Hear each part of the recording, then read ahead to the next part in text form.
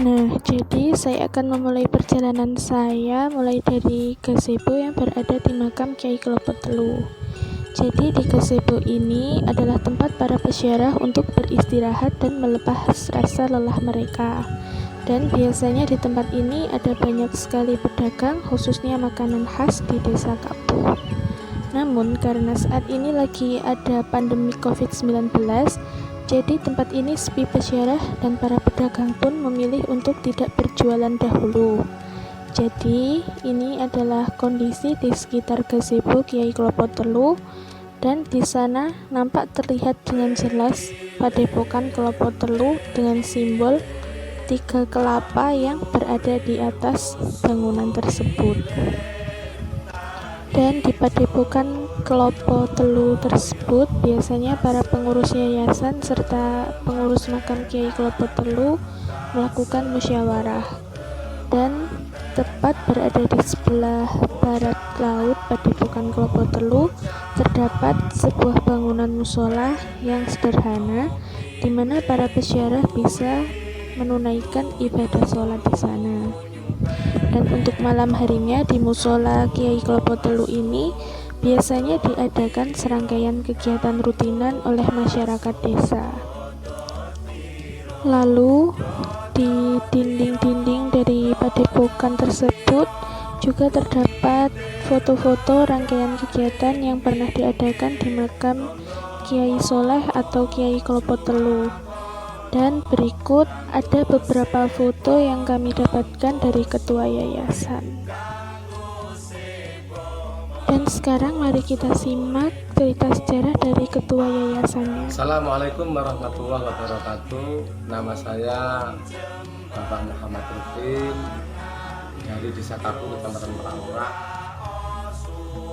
Saya sebagai ketua Yayasan Kyai Klopo Telu Desa Kapuh, Kabupaten Tuban, dan kami sebagai mewakili dari jajaran kepengurusan Yayasan Klopo Telu, kami mengadakan kegiatan-kegiatan.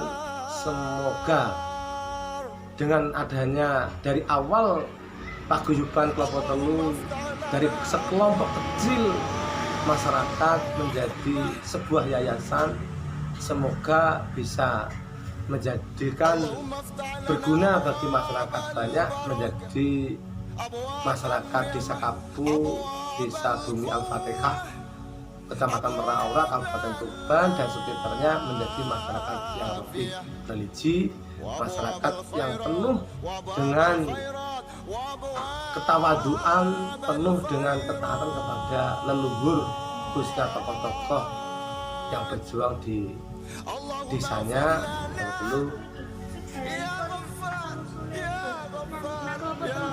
Nah, asal mulanya saya sendiri bukan duriah, tapi saya menggali dari duriah-duriahnya Mbah Soleh Klopo Telu.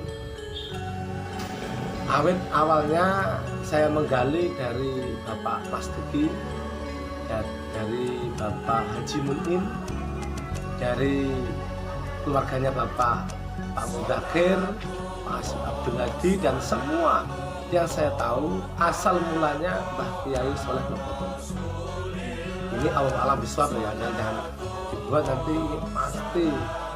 Jadi ini saya menggali dari sejarah, saya datangi dari sejarah Mbah Soleh Klopo Telu dari durian-durian. Ini Mbah Soleh Klopo Telu termasuk tokoh agama pada zaman istilahnya itu pada tahun 1800 era kepemimpinnya Bupati yang keberapa. Nah, ini Mbah Klopo Telu ini awalnya dia menuntut ilmu di Tabya, mondok, dan dia tidak diberi, asalnya dia tidak diulang ngaji atau diajari ngaji, dan dia tidak diajari pendidikan, tapi dia disuruh bekerja terus. Dengan berjalannya waktu selama 4 bulan, Mbah Klopo Telu itu tanya, Mbah Yai, kenapa saya kok tidak guna? Aku sama tak kandang, sing kiai setelah jenjang waktu yang berjalan 2 bulan, Mbah Soleh Klopo Telu disuruh pulang oleh kiai. Nah, Mbah Klopo Telu ini yang namanya pertama bukan Mbah Klopo Telu. Ini digali dari Mbah Yai Fatihun. Saya diceritain Mbah Yai Fatihun pernah ngaji di Mbah Abdul Ghani. Abdul Ghani itu ayahnya Mbah Pamudake. Itu termasuk duriannya daripada Mbah Soleh Klopo. Yang pertama Mbah Klopo Telu ini namanya Mbah Sapon. Itu versinya Mbah Abdul Ghani. Saya diceritain oleh tokoh agama Mbah Yai Fatihun, Mbah Kiai Fatihun, namanya itu Mbah Sapon yang pertama. Yang kedua namanya pernah bernama Mbah Kiai Sajidin. Setelah dia naik haji, katanya dia berjulukan Mbah Kiai Klopo Telu. Nah, kenapa kok Mbah Klopo Telu ada Klopo Telu? Dia ngaji di Rabda itu diberi 3 berkah. 1 namanya linggis. Linggis itu untuk gali. Yang kedua kapak. Yang ketiga itu bibit kelapa. Nah, bibit kelapa ini lambat laun dia itu tumbuh besar, dia bercabang. Itu awal mulanya Mbah. Dan dulu pondok pesantrennya ada di Desa Kampu, Dusun Klopo Telu, di sebelah utara Desa Kampu, yang saat ini menjadi sebuah hamparan sawah. Karena dia pejuang-pejuangnya itu dari awal dia berjuang, setelah berjuang dia berkiprah di kabupaten, ditarik di pusat. Jadi anak turunnya itu banyak yang di pusat Jakarta. Contoh, dulu saya pernah sowan di Mbah Maimun Juber pada tahun 2017, pada saat saya mengundang hall Mbah Klopo Telu.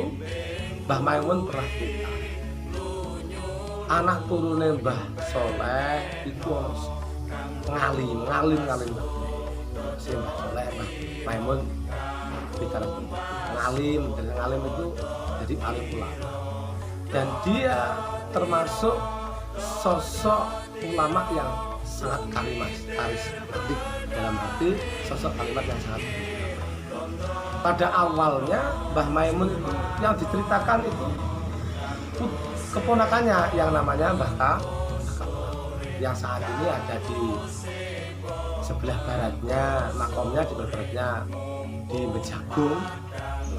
Dan pernah kemarin ada pembongkaran masjid, ya, itu versinya Pak Matin, itu pernah keduduk, ya, kegali, itu tidak membusuk. Itu sing awalnya daripada, nah itu melahirkan Mbah Kaprawi, melahirkan Mbah Kiai Fathur Rahman Kaprawi, itu menteri. Dan dulu dia pondok pesantrennya Mbah Kaprawi itu di kawasan Puma Plaza yang sekarang tidak jadi. Jadi Puma Plaza yang semua yang tidak terpakai itu dulu. Nah, katanya Mbah Maimun Juber, katanya itu mugo marai itu geben Mbah Kaprawi itu kaya. Jadi itu juga pernah jaluk bantuan, dia membuat pondok, dapat bantuan, dijual tanahnya, dia pindah di Jogja.